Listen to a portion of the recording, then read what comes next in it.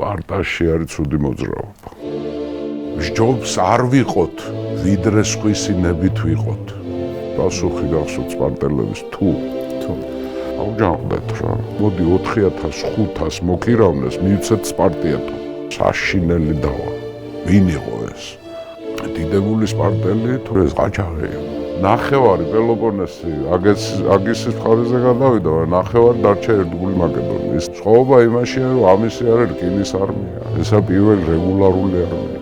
ძალიან სისხლიანი ბრძოლა მოხდა, საშინელი ბრძოლა. ძიმეთ იყო დაჭრილი და ფარზე დასვენებული მოყავდათ თავისიანებს. დევარ წამოეწია. დამტოვეთ და ბრძანება მიცა, თქვენ წადით სპარტაში და სპარტა გადაარჩინეთ. აგის მესამე იყო ბოლო ელვარე ვარსკვლავი. ბრძოლის ველზე, მუხლებზე დაცემული, მაგრამ ფარით და ხმლით ხელში დაიღუპა.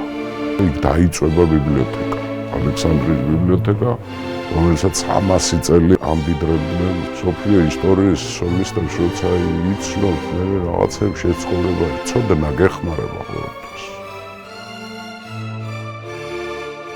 იმისათვის, რომ უწყვეტად განვაგრძოთ მოგზაურობა წარსულში, თქვენი მხარდაჭერა გვჭირდება.